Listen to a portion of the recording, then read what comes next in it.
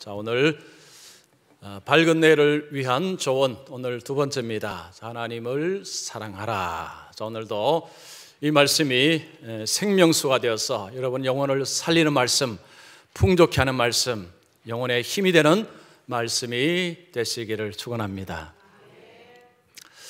자, 여호수아 23장은 여호수아가 이제 죽음을 앞에 두고 이스라엘 지도자들을 모아놓고 그들에게 전하는 유언적인 설교입니다. 여호수아는 110세가 되며 이제 하나님의 부르심을 그가 알았습니다. 그가 이제 죽고 나면 이스라엘 백성들이 그 가나안 땅에서 살아가야 되는데 지도자가 사라지면 그들에게 두려움과 염려가 올 수가 있고 즉 그들의 삶이 어려워질 수 있습니다. 자, 이런 가운데서 여호수아는 그들에게 밝은 미래, 밝은 내일을 이야기하며 어떻게 하면 밝은 내일을 열 수 있는지 그것을 말씀을 하고 있습니다. 우리가 지난주에 23장 1절에서 8절까지 말씀을 들었습니다. 밝은 내일을 위해서 필요한 것이 뭐라고 했습니까? 하나님 말씀을 순종하라. 하나님 말씀에 순종하라. 이것이 그들이 밝은 내일을 위해서 나아가야 될 삶의 방식, 키라는 것입니다. 자, 오늘은 두 번째입니다. 9절에서 13절까지 말씀. 자, 여기에서 여호수아는 이스라엘 백성들에게 명확하게 이야기를 합니다. 오늘 핵심은 11절입니다. 너희 하나님 여호와를 사랑하라. 밝은 내일, 밝은 미래를 향해서 나아가기를 원한다면 하나님을 사랑해야 된다. 이 말씀을 하고 있습니다. 이 말씀은 오늘 우리에게도 필요한 말씀입니다. 자, 우리의 삶은 요즘 여러 가지 일 때문에 불안하고 염려하는 이런 분들이 많습니다.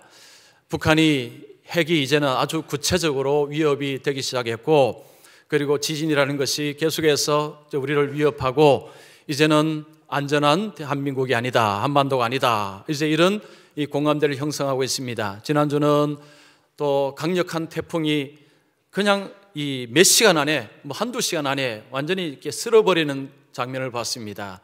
이런 자연재해들, 이런 것들 이전에 겪어보지 못했던 큰 것들이 와서 쌓아놓은 것을 무너뜨리고 부숴버리는 이런 일들을 경험하면서 또 요즘은 불황입니다. 경제적으로 굉장히 어려운 때입니다. 그러니까 앞을 내다보면 굉장히 어둡고 두렵고 염려스럽습니다. 그래서 많은 분들이 두렵다고 이야기합니다. 불안하다고 이야기합니다. 자, 우리에게 하나님께서 이런 시대를 살아가는 우리에게 말씀하십니다. 자, 밝은 내일을 열 수가 있다. 어떻게 해요? 하나님을 사랑하게 되면 밝은 미래를 열 수 있다라고 말씀합니다. 하나님을 사랑하는 것하고 밝은 미래를 여는 것하고 도대체 무슨 상관이 있을까요?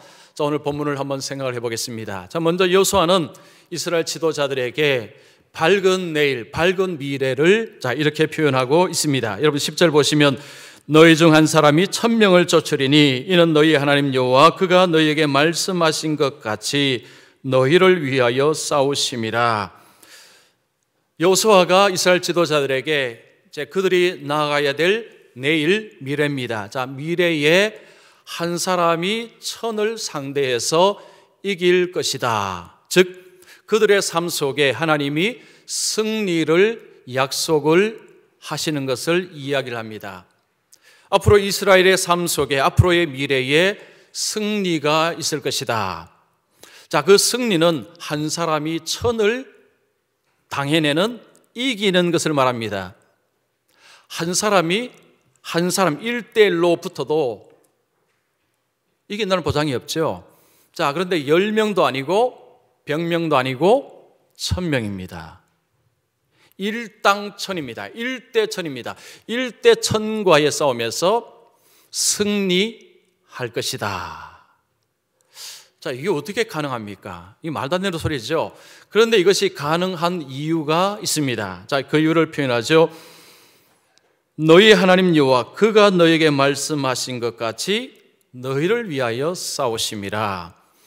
1대1000이 가능할 수 있는 근거는 하나님께서 싸우시면, 하나님이 대신해서 싸우시면, 하나님이 앞서서 싸우시면 한 명이 1000을 이길 수 있다. 이것이 하나님의 말씀입니다.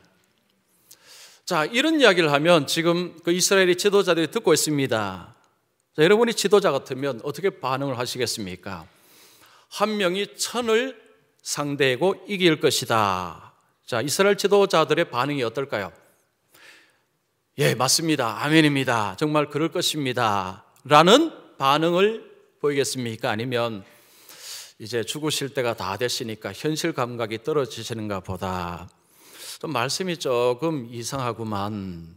그런 일이 어떻게 일어날 수 있나? 이런 생각을 하는 분들, 또 그런 생각을 할까요? 자, 물론 뭐 모든 사람이 똑같은 생각을 하기는 어렵겠지만 아마 대부분은 맞습니다. 그렇습니다. 그렇게 될 것입니다. 아멘 했을 것입니다.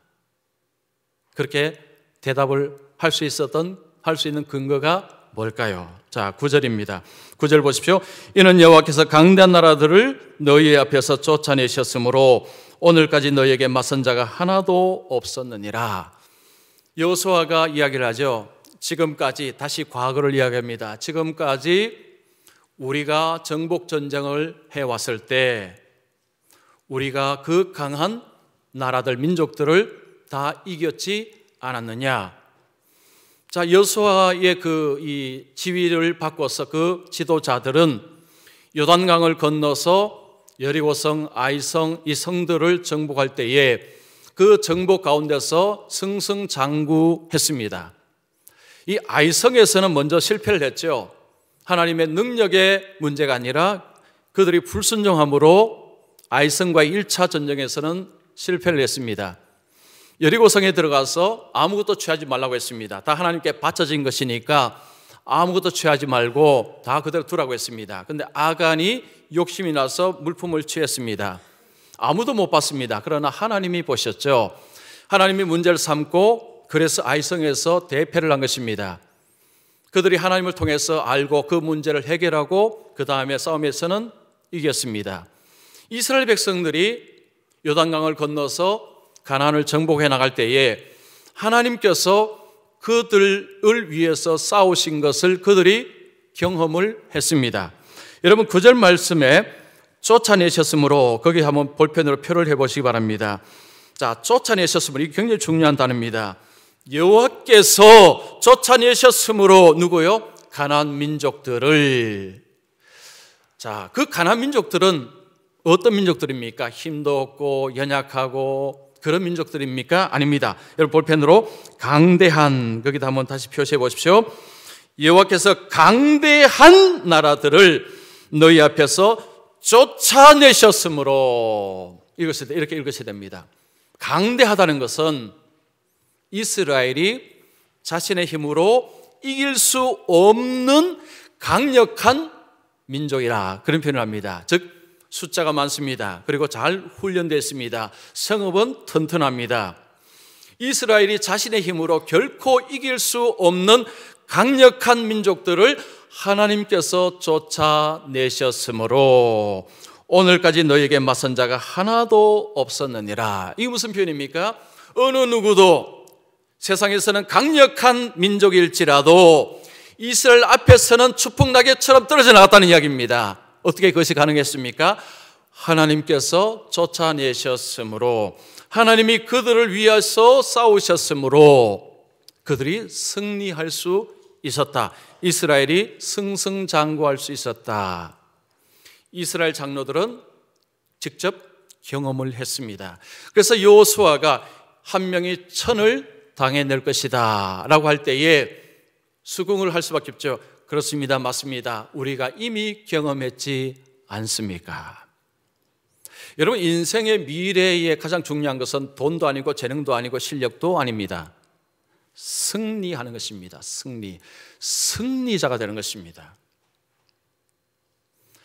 승리자가 되는 그 사람이 밝은 미래의 주인공입니다. 자, 그림 하나, 사진 하나 보겠습니다. 네. 자, 이거 뭐 늘 자주 보는 거죠. 나이키 신발의 로고입니다. 저는 이거 보면 고등학교 생각이 좀 납니다. 본능적으로 납니다. 제가 고등학교 1학년 때가 82년도입니다. 지금 34년 넘었죠. 4년 됐죠. 그때 이 나이키 운동화, 이건 어마어마한 운동화였습니다. 그때 나온 지가 얼마 되지 않았습니다. 저희 반이 70명이었습니다. 70명. 요즘 하면은 뭐 요즘 학생들 배죠, 배. 70명 중에서 나이키 운동화를 신은 학생이요, 제 기억으로는 거의 2명, 3명 안쪽입니다. 보통 운동화 가격이 3,000원, 좀 비싸면 5,000원 할 때, 저 운동화 가격은 2만 원이 넘었습니다. 제가 정확한 기억은 지금 안 나지만 2만 원에서 거의 3만 원 그 사이에서 형성이 되었습니다. 그래서 나이키를 신고 간다 그러면 한번 쳐다봅니다. 와, 부럽다, 이런 거죠. 제가 지금 나이키 운동화가 있습니다. 운동화 신고 나가면 사람들이 볼까요, 안 볼까요? 아무도 안 봅니다. 그냥 보통 운동화 중에 하나일 뿐입니다. 뭘 의미합니까? 우리나라가 경제적으로 굉장히 부유하다는 이야기죠. 자, 로고 한번 다시 보여주세요. 저 로고가요, 이게 뭘 의미하느냐, 저게 지금 승리의 여신의 날개랍니다. 승리의 여신의 날개. 이제 날개처럼 생겼죠. 자, 이 로고를 달았다라는 것은, 그리고 그 신발을 신는다, 운동화를 신고 경기를 한다, 그러면 이 운동화를 신으면 이긴다, 이런 것을 보여준다고 합니다. 상징을 한다고 합니다. 자, 이 승리 여신의 이름이 뭐냐? 니케입니다. 니케. 자, 니케에서 나이키가 나왔습니다. 그리고 니케에서 니카오라는 동사가 나왔습니다. 승리하다. 자, 그리고 또 명사형 중에 니콜라스라는 단어가 있습니다. 같은 거기서 나왔습니다. 승리자라는 의미입니다. 그리스 사람들이 자식을 놓으면요, 니콜라스라는 이름을 많이 붙였다고 합니다. 내 자녀가 승리자가 되었으면 좋겠다라는 바람으로 자녀 이름을 니콜라스라 지은 것입니다. 요즘도 여러분 그 니콜라스라는 이름을 가진 그런 그 분들, 뭐 그런 이름을 들어보셨을 것입니다. 그거 들으시면 승리자라는 의미, 그렇게 생각하시면 됩니다. 자, 부모가 자녀에게 니콜라스라는 의미, 승리자가 되기를 원한다는 것, 이게 부모가 인생을 살아오면서 느낀 경험이죠. 돈이 많다고 여러분 뭐 많은 것을 안다고 승리자가 되는 건 아닙니다. 이건 또 다른 차원의 문제입니다. 인생 전반에 있어서 승리자가 된다는 것은 너무너무 중요합니다. 자, 그러면 우리나라 대한민국에 사는 분들 어떨까요? 자신을 승리자라고 생각하겠습니까? 아니면 패배자로 생각할까요? 여러분 어떻습니까? 자신을 볼 때 나는 패배자라고 생각하십니까? 승리자라고 생각하십니까? 자, 그런데요, 우리나라 사람들 중 많은 분들이 패배자로 생각을 하고 있답니다. 제가 설교 준비하면서 어떤 인터넷을 보니까 어떤 분이 이런 글을 올렸습니다. 나는 패배자다. 이 의식이 나를 미치게 만든다. 나는 바보 같다. 나도 한때는 일을 열심히 하고 사람들이 일을 잘 한다고 했다. 나 없이는 세상에 돌아가지 않는 것처럼 느꼈다. 그러나 이것은 완전히 착각이었다. 나 없이도 세상이 너무너무 잘 돌아간다. 이제는 내가 할 수 있는 일이 없다. 이 일이 무섭다. 사람이 무섭다. 이런 넋두리 비슷한 글을 올렸어요. 몇 살인지 누군지는 모르겠지만 아마 이분은 여러 가지 장벽에서 미끄러지고 힘들어서 그 거대한 벽 앞에서 자신의 무력감을 느끼면서 나는 패배자다, 이런 생각을 하고 있는 것 같습니다. 그런데 지금 대한민국의 많은 사람들이 이런 의식으로 살아가고 있다는 것입니다. 여러분, 패배자라고 생각하면 오늘 한 날이 어떤 의미가 있을까요? 죽지 못해 살아가는 한 날 이상의 의미를 갖기가 어렵습니다. 죽을 수는 없고 살기는 살아야 되겠지만 내일은요, 사실은 별로 오지 말았으면 하는, 왜냐하면 더 무섭고 더 두렵고 더 어둡다고 느껴지기 때문입니다. 요즘 문신하는 사람들이 많죠. 문신에는 그림도 새기지만 글자를 많이 새깁니다. 미국에 많은 사람들이 몸에 문신을 합니다.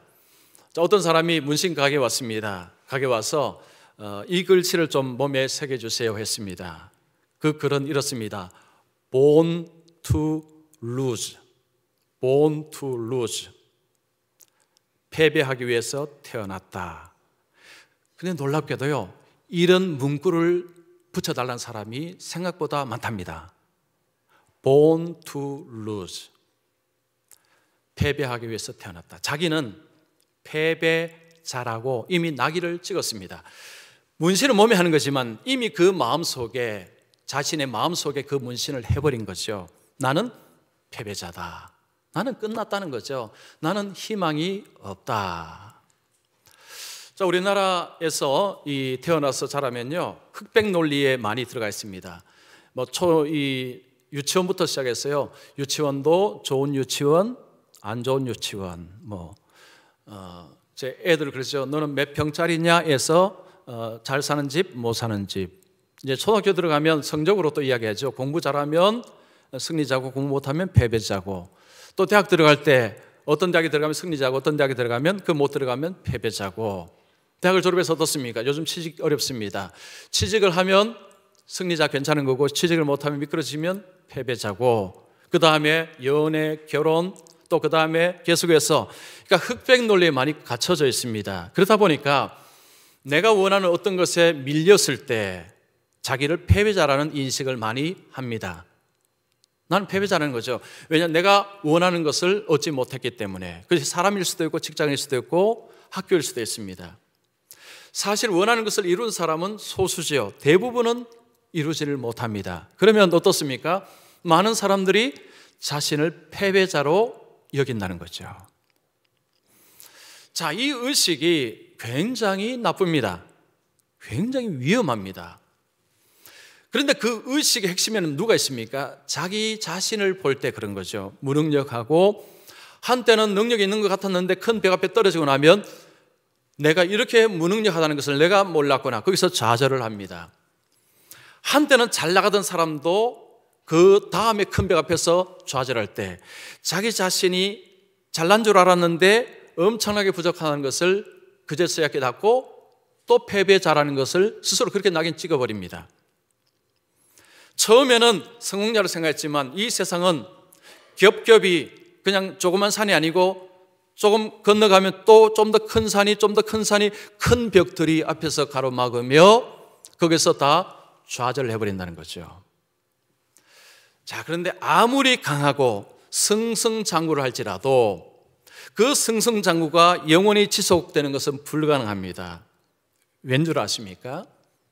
인간이 아무리 똑똑하고 아무리 많은 것을 가지고 있어도 넘을 수 없는 장벽이 있습니다. 그 장벽은, 그 적은 눈에 보이지 않습니다. 눈에 안 보입니다. 힘은 우리보다 더 강합니다. 누굽니까? 누구죠? 사탄입니다. 이런 이야기하면 또 많은 사람도 목사님 또 사탄 이야기 하시고 하십니까? 믿든지 아니 믿으시든지 성경이 말씀하고 있습니다. 그 사탄의 특징은 인간을 불행으로 끌고 가고 고통으로 끌고 가는 목적으로 사람을 대하는 것이 사탄입니다. 아무리 이 땅에서 많은 걸 가지고 아무리 승승장구할지라도 그 사탄의 벽을 넘는 사람은 아무도 없습니다. 즉 그 앞에서 고통과 좌절과 슬픔, 아픔을 겪게 되어 있습니다. 그러면 인생의 승리자가 되려면 그 사탄을 넘어야 됩니다. 즉 사탄과의 싸움에서 이겨야 됩니다. 그런데 우리가 이길 수 있느냐? 못 이깁니다. 불가능합니다. 애초에 이것은 안 되는 게임입니다. 자, 그러면 어떻게 승리할 수 있느냐? 예수님으로 승리할 수 있습니다. 여러분 로마서 8장 37절 우리 같이 읽습니다. 그러나 이 모든 일에 우리를 사랑하시는 이로 말미암아 우리가 넉넉히 이기느니라. 자, 거기 보십시오. 우리가 넉넉히 이기느니라. 지금 계속 앞으로, 그리고 나를 사랑하시는 이로 말미암아, 누굽니까? 예수 그리스도. 예수님으로 말미암아 계속해서 넉넉히 승리한다라고 말씀합니다. 자, 하나님의 말씀이죠. 그러면 예수님으로 이긴다는 것, 이거 어떻게 할 수 있습니까? 자, 골로새서 2장 15절 말씀 같이 읽습니다. 통치자들과 권세들을 무력하여 드러내어 구경거리로 삼으시고 십자가로 그들을 이기셨느니라. 여기 보십시오. 십자가로 그들을 이기셨느니라. 예수님이 십자가를 지심으로 사탄의 세력을 이기셨다. 과거형입니다. 예수님은 이미 2000년 전에 이기셨습니다. 예수님이 이기셨기 때문에 예수님을 통해서는 이기며 살아갈 수 있다는 거죠. 왜냐하면 예수님 이미 이기셨기 때문에. 예수님이 십자가를 지실 때 사람들이 비웃었습니다. 왜냐하면 세상 방식하고 거꾸로 갔습니다. 세상은 힘으로, 돈으로, 무력으로, 전쟁으로 갑니다. 예수님은 자기를 낮추시고 겸손하게 하나님의 뜻에 따라서 십자가를 지셨습니다. 그런데 성경은 그것이 이기는 방식이요, 그래서 예수님이 이기셨다고 이야기를 합니다. 우리가 사탄을 이길 수 있는 힘은 우리 속에 없습니다. 예수님 안에 있을 때 사탄을 넉넉히 이긴다고 약속을 하십니다. 여러분 스스로가 잘났다고 생각하십니까? 이만하면 잘났지 착각하지 마십시오. 아무리 잘나고 아무리 많은 걸 해도 결코 이길 수 없습니다. 인간의 힘은 아무리 해도 도토리 키재기입니다. 못 이깁니다. 예수님께서 이기셨고 예수님으로 넉넉히 이길 수 있습니다. 자, 그러면 예수님 안에 있다는 것, 이건 뭘 의미하는 것입니까? 자, 여호수아가 밝은 내일을 이야기했습니다. 이 한 명이 1000명을 이기는 미래를 이야기합니다. 자, 그러면 이 밝은 미래는 모든 사람에게 다 자동적으로 오느냐? 그렇지 않습니다. 저절로 절대 오지 않습니다. 특정한 사람에게 옵니다. 그분이 누굽니까? 11절이죠. 그러므로 스스로 조심하여 너희 하나님 여호와를 사랑하라. 하나님을 사랑하는 자에게 그런 미래가 다가온다는 것입니다. 성경은 하나님을 사랑하라는 말씀을 신구역에서 계속해서 하고 있습니다. 모세가 이스라엘 백성들을 이제 광야에서 계속해서 인도할 때에 그들에게 주 너희 하나님을 마음을 다하여 뜻을 다하여 힘을 다하여 주 너희 하나님을 사랑하라, 이것을 강조를 했습니다. 예수님이 율법을 정리하셨죠. 율법의 가장 중요한 것은 하나님 사랑, 그리고 그 다음이 이웃 사랑이었습니다. 성경은 일관되게 하나님을 사랑하라, 하나님을 사랑하라, 하나님을 사랑하라 라고 말씀을 하고 있습니다. 자, 그러면 여러분, 사랑한다는 것이 쉽습니까? 어렵습니까? 어렵습니다. 이 사랑은요, 감정이 움직여야 됩니다. 그냥 내가 사랑한다, 이게 말로 되는 게 아닙니다. 어떤 사람에 대해서 호감을 갖는 것은 쉽습니다. 저 사람이 좋다, 이런 말을 하는 것은 누구나 할 수 있습니다. 그러나 그 사람을 사랑한다는 것은 완전히 다른 차원의 문제입니다. 사랑을 하게 되면 어떻게 됩니까? 사랑을 하게 되면 그 사람을 계속 생각을 하게 되고, 내가 그 사람을 위해서 뭔가 하고 싶다는 생각을 하게 되고, 그리고 정말 중요한 것이 있습니다. 사랑을 하게 되면 나는 그 없이 못 산다는 생각을 하게 됩니다. 이게 사랑의 중요한 특징입니다. 나는 그 없이는 못 살아. 오래전에 텔레비전에서 한 그 여성을 이렇게 취재한 적이 있습니다. 이 여성이 이 전단지를 막 뿌리고 있었습니다. 그 전단지에는 그 여성의 남편의 사진이 있었습니다. 남편을 찾는 그런 전단지였습니다. 이 여성의 남편은 정신지체 장애인입니다. 이 여성은 정상인입니다. 두 사람이 이제 결혼을 했는데, 결혼하기 전에 이 여성이 장애인 보호소에서 보육교사로 일을 했습니다. 거기에서 헌신적으로 돌보던 남성이 바로 지금의 남편입니다. 두 사람이 결혼을 하려고 할 때 주위의 사람들이 의심의 눈초리를 보냈습니다. 그리고 반대를 많이 했다고 합니다. 정상인 여성하고 그냥 이 몸이 좀 불편한 것이 아니고 정신적으로 지체인, 정신지체 장애인하고의 결혼입니다. 여러분, 그 사랑을 정상적으로 본다는 것이 쉽지가 않습니다. 많은 사람이 반대했지만 우여곡절 끝에 결혼을 했습니다. 결혼을 하고 가정을 꾸몄지만 정상적인 생활 자체가 쉽지가 않습니다. 이 남성은 돈을 벌 수가 없습니다. 가장으로서 역할을 할 수가 없습니다. 부인이 다시 일터로 나갑니다. 어디로 가느냐? 이전에 일했던 장애인 보호소로 다시 보육교사로 들어갑니다. 그때 남편이 아내를 오해를 하기 시작합니다. 자기를 다시 장애인 보호소로 집어 넣을 것이라는 생각을 합니다. 그래서 남편이 집을 나가버린 것입니다. 남편이 집을 나갔으니까 이 부인이 일을 하고는 그 다음에 전단지를 만들어서 남편을 계속해서 찾았습니다. 기자가 물었습니다. 남편을 왜 찾으십니까? 참 질문이 참 그렇죠. 자, 여기 이런 질문을 했습니다. 내 남편은 나 없이는 아무것도 못합니다. 나 없이는 새끼도 먹지 못합니다. 자, 그런 이야기를 하고 연이어서 이런 이야기합니다. 이전에는 내 남편이 내가 없이는 아무것도 못한다고 생각했습니다.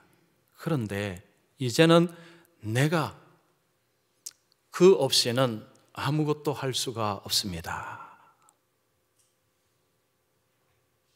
내가 그 없이는 정신지체장애 남편, 내가 그 없이는 아무것도 할 수가 없습니다. 사람들이 비웃기도 하고 그 사랑이 사랑이냐 했지만 이 여성은 진짜 사랑을 하고 있습니다. 왜냐? 그 없이는 나는 내가 아무것도 할 수 없습니다. 여러분, 그 진짜 사랑 아닙니까? 여러분, 이 사랑을 들으시면 누구의 사랑하고 닮았죠? 누굽니까? 하나님이죠. 자, 여러분 한번 논리적으로 생각해 보십시오. 자, 정상인 부인하고 정신지체장애 남편하고의 사랑. 하나님 누구십니까? 창조주, 거룩하신 분이십니다. 인간은 반역을 일삼고 날마다 죄를 짓는 죄인입니다. 자, 하나님과 인간 사이에 사랑하고 정상인 부인하고 정신지체장애 남편하고 사랑하고 어느 것이 쉽습니까? 뭐 쉽다는 표현이 그렇지만 어느 것이 어렵습니까? 하나님과 인간 사이의 사랑이 어렵다고 보는 것이 논리적으로 맞습니다. 하나님은 거룩하신 분이고 창조주고 여기는 피조물인데다가 날마다 죄를 짓는 죄인입니다. 관계 형성 자체가 될 수가 없어요. 그런데 성경은 그 하나님이 이 죄인을 뭐 한다고요? 사랑하신다고 말씀을 합니다. 이게 어떻게 가능하자는 거죠? 이게 논리적으로 어떻게 이게 가능합니까? 어떻게 이걸 이해할 수가 있습니까? 어떻게 창조주 거룩하신 하나님이 그 죄인 피조물을 사랑하신다. 그런데 성경은 그 어마어마한 이야기를 하고 있습니다. 하나님께서 인간을 사랑하실 때 어떻게 사랑하십니까? 조건을 따지고 아닙니다. 여러분 신명기 10장 15절 보십시오. 여호와께서 오직 내 조상들을 기뻐하시고 그들을 사랑하사 그들의 후손이 너희를 만민 중에서 택하셨음이 오늘과 같으니라. 자, 이스라엘의 조상들을 하나님이 사랑하시고 택하셨다 그랬죠. 지금 후손도 마찬가지입니다. 내가 너희를 사랑해서 택했다. 제가 선택할 때 말씀드렸죠. 하나님은 그들의 조건을 따졌으면 하나님은 인간을 사랑할 수가 없습니다. 이건 애초에 불가능합니다. 관계가 형성될 수가 없습니다. 그런데 성경은 하나님은 조건이 아니고 무조건적으로 사랑하사 선택하셨다. 그리고 순서를 사도 요한은 이렇게 이야기합니다. 요한일서 4장 10절에 보시면 사랑은 여기 있으니 우리가 하나님을 사랑하는 것이 아니요 하나님이 우리를 사랑하사. 자, 선택 때도 마찬가지지만 하나님의 사랑의 우선순위, 하나님 사랑의 순서는 인간과 하나님과의 우선 순서는 하나님이 먼저 우리를 사랑하사 우리가 하나님을 사랑하는 것이 아니라 하나님이 우리를 먼저 사랑하셨다. 이것이 구약과 신약의 말씀입니다. 이런 이야기를 들으면 야, 정말 하나님의 사랑을 들으니 고맙습니다. 자, 그러면 나도 그러면 사랑해야지. 그런데 영 감정이 안 움직이네요. 하나님이 나를 사랑한다는 건 지적으로 알겠습니다. 그래서 나도 하나님을 사랑해야 된다는 당위성을 가집니다. 그런데 영 감정이 안 움직입니다. 냉랭합니다. 여러분 좀 가슴에 한번 만져보세요. 내 가슴이 뜨뜻한지요? 아니면 냉하게 식었는지요? 여러분 사랑은 감정입니다. 감정. 감정에 동하지 않고 사랑한다는 것은 가짜입니다. 가짜. 우리가 하나님을 사랑해야 된다는 건 아는데요. 근데 이게 가슴이 안 움직여요. 아는데도 이게 잘 안 돼요. 어떻게 해야 될까요? 그 텔레비전 드라마 보면 옛날이나 지금이나 뻔한 스토리가 있습니다. 남녀 간의 사랑 뻔한 스토리. 예를 들면 이런 거죠. 한 남성이 여성을 정말 너무너무 사랑합니다. 그래서 막 쫓아다니며 하는데 여성은 별로 마음에 들지 않습니다. 그냥 뭐 별 관심이 없습니다. 그러다가 어느 날 여성이 길을 가는데 저기서 차가 한 대가 쫙 달려옵니다. 여성은 그 차를 못 봅니다. 그런데 그때 마침 그녀를 사랑하는 남자 그걸 봤습니다. 열심히 달려서 그 여자를 멸치고 자신의 차에 부딪혔습니다. 그리고 쓰러졌습니다. 어떻게 되죠? 빨리 병원에 데려가는 거죠. 병원에서 치료를 받는데 옆에서 여성이 그 남자를 보면서 이 남자가 나를 이렇게 사랑하는구나. 자기의 몸을 희생하면서까지 이렇게 살아가는 이 세상에 이런 남자가 어딨나. 그 남자를 보면서 이제 아파서 누워서 신음하는 남자를 보면서 마음이 동하죠. 마음이 움직입니다. 세상에 이런 남자 없지. 야, 정말. 그러면서 마음에 이제 이 사랑이 싹트기 시작하고, 사랑이 움직이기 시작하고, 사랑하고, 이제 결혼하고 꼴이 나고. 이게 대부분 뻔한 스토리죠, 그죠? 옛날에 지금이나 거의 비슷한 것 같아요. 중간에 조금씩 시소하는 게임이 있긴 있지만, 여러분 똑같습니다. 사람이 하나님을 사랑할 때도요, 하나님을 사랑해야지 아무리 내 생각해도 이게 안 움직여요. 사랑하고 싶은데 가슴이 안 움직이면 어떡하겠습니까? 자, 어떻게 해야 될까요? 그 하나님의 사랑의 깊이 넓이, 그 희생이라는 것을 깨닫기 전에는 우리의 마음은 안 움직입니다. 우리의 감정은 그냥 가만히 있습니다. 움직이지 않습니다. 제가 어떤 책을 보니까 목사님 자신의 이야기가 이제 그 책에 있었습니다. 이 목사님이 이게 딸이 있는데 그 딸이 아빠 햄스터 한 마리 사줘 자꾸 졸르더랍니다. 근데 목사님은 이 동물을 별로 좋아하지 않습니다. 근데 사랑하는 딸이 이야기하니까 아빠가 안 사줄 수 있겠습니까? 사줘야죠. 그래서 햄스터를 7,000원 주고 샀답니다. 햄스터 쥐과죠, 쥐과. 쥐보다는 귀엽습니다. 그렇지만 쥐과입니다. 이 목사님 쥐 볼 때마다 별로 마음이 좋지 않아요. 저 쥐를 왜 키우나 싶었습니다. 그런데 딸은 그 쥐를 보면 애지중지하면서 너무 좋아합니다. 그런데 어느 날부터 이 쥐가 비실비실합니다. 쥐가 아니고 햄스터가요. 비슬비슬하는 거예요. 그러면서 딸이 아빠에게 아빠 동물병원에 좀 데려가줘 합니다. 이 아빠는 별로 내키지 않았어요. 뭘 저걸 또 동물병원까지 데려가야 되나? 어쩌겠습니까? 딸이 원하는데.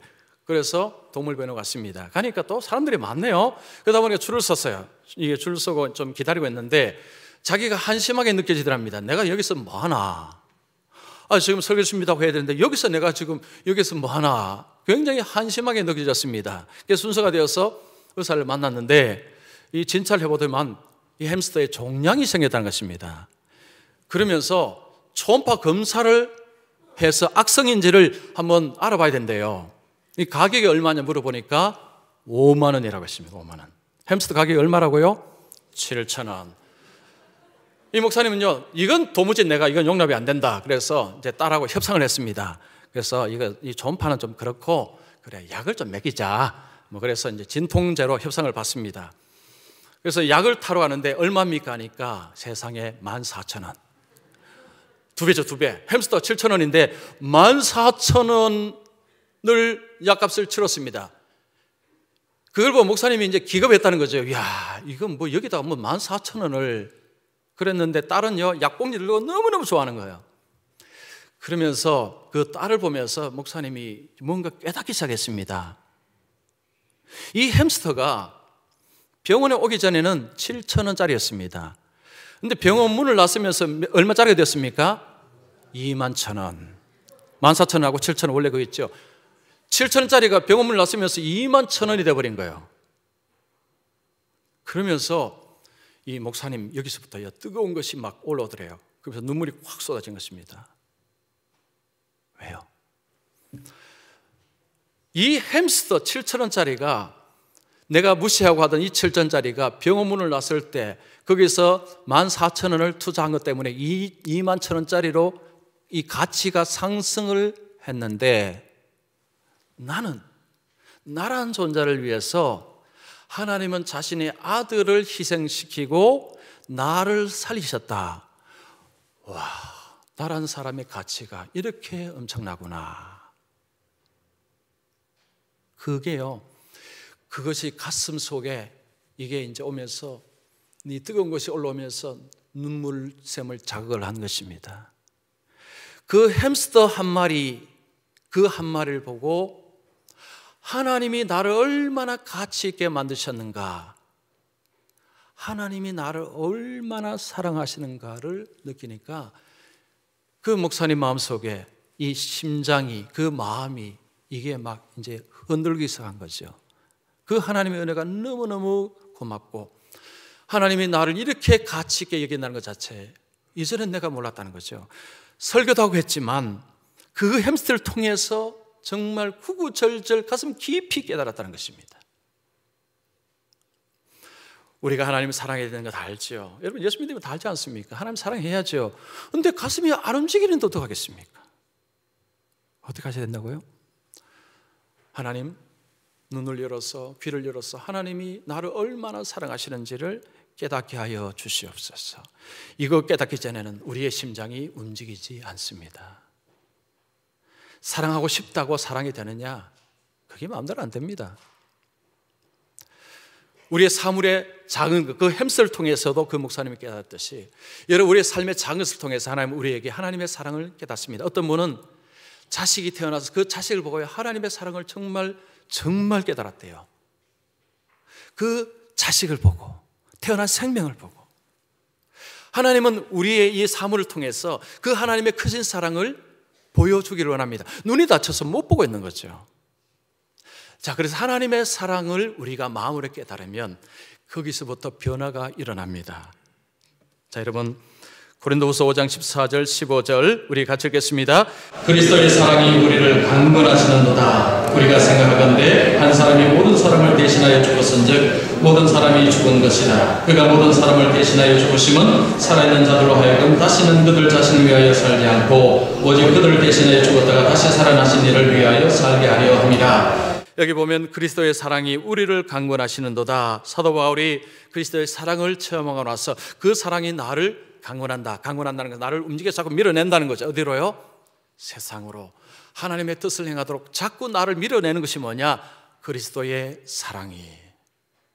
문제는 그 그리스도의 사랑을 모르기 때문에 안 움직여진다는 거죠.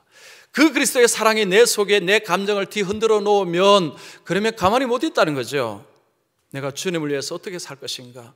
어떻게 하면 하나님을 기쁘시게 할 것인가? 그 고민이 그 다음에 찾아온다는 것입니다. 여러분 어떻습니까? 심장, 나의 심장, 내 심장엔 뜨고 있습니까? 물론 뜨고 계시죠? 계시는 여기 계시겠죠? 그 심장 말고 주님을 사랑하는 심장은 여러분 뛰고 있습니까? 아니면 정지되어 있습니까? 한번 자신의 심장을 한번 이렇게 만져보시기 바랍니다. 자, 우리가 하나님을 사랑하지 않으면 어떻게 됩니까? 하나님을 사랑하지 않으면 필시 다른 것 사랑합니다. 그 다른 것은 세상입니다.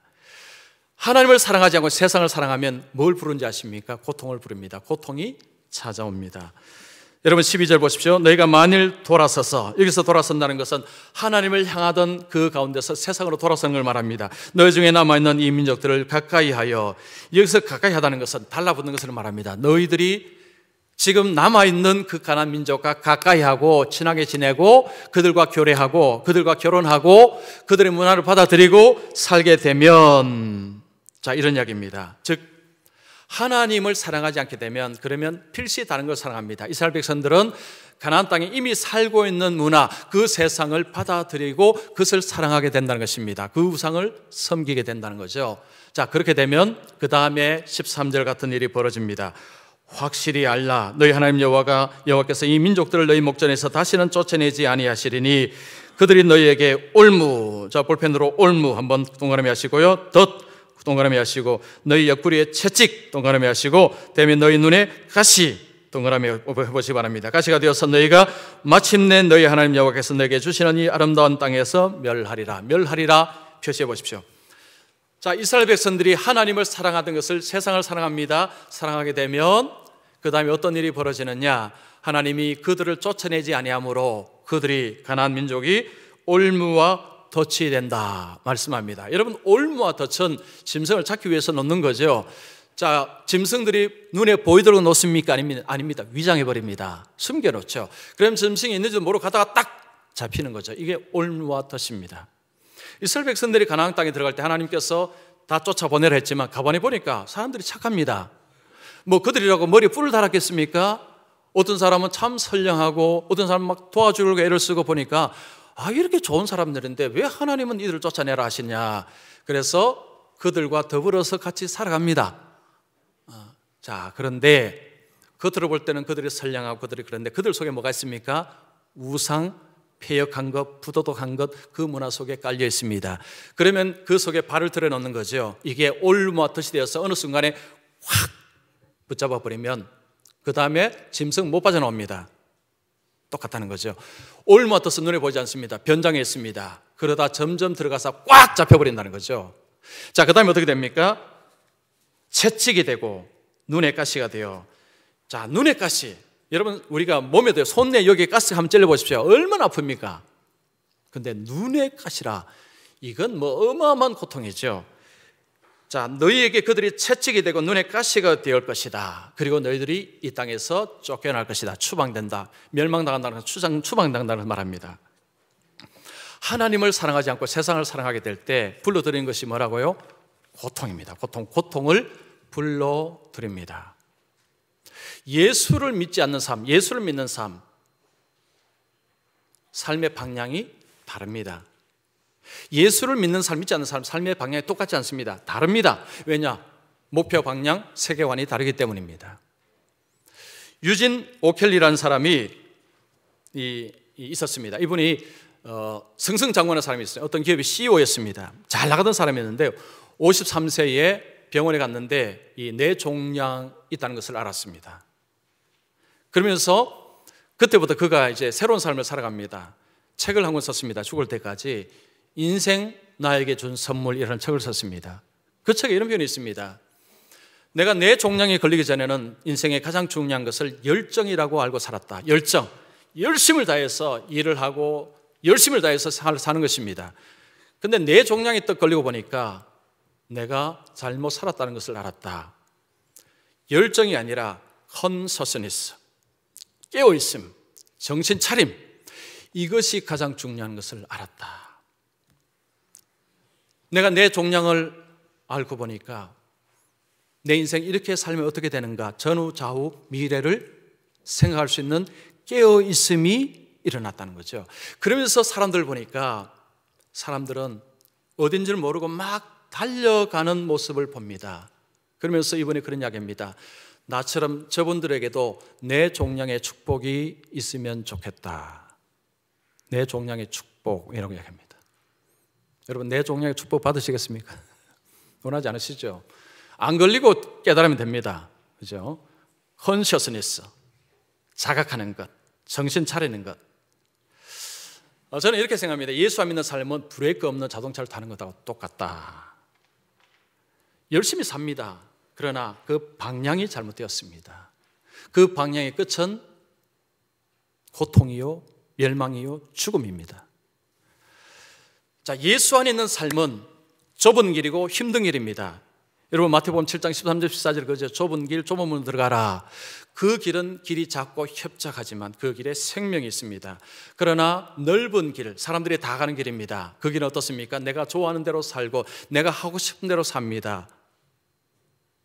뭐 남이 이래라 저래라, 뭐 성경이 이래라 저래라 하는 대로 살아가냐? 아니다, 나는 내가 원하는 대로 살겠다는 것입니다. 내 생각을 쫓아서 살겠다는 거죠. 그것이 대로입니다. 많은 사람들이 큰 길로 갑니다. 지금 보니까 그 길이 맞는 것 같습니다. 예수 믿는 것은 좁은 길입니다. 시간도 써야 되죠. 물질도 써야 되죠. 희생하고 헌신하고 손해볼 것이 많습니다. 그래서 좁은 길입니다.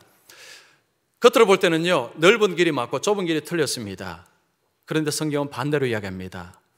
그 좁은 길이 생명길이라고 했습니다. 그 넓은 길이 사망의 길이라고 했습니다. 지금은 잘 모릅니다. 마지막에 가서는 완전히 달라진다는 거죠. 마지막에 승리가 누구한테 오는 것입니까? 예수를 사랑하는 자, 하나님을 사랑하는 자에게 결국은 마지막에 웃는다는 것입니다. 예수 바깥에 지금은 행복할 수 있고 지금은 좋을 수 있습니다. 그러나 그 길의 끝은 멸망이요, 죽음이요, 사망입니다. 고통입니다. 이것이 성경의 말씀입니다. 자, 우리에게 하나님께서 미래를 향해서 나갈 때 우리에게 뭐라고 말씀합니까? 하나님을 사랑하라. 하나님을 사랑하라. 하나님을 사랑한 자 어떻게 산다고요? 하나님을 사랑하게 되면 내가 이제는 주님 없이는 못 살아. 내가 주님 없이는 못 살아. 내가 주님을 위해서 무엇을 할꼬? 주님을 향한 마음을 품게 됩니다.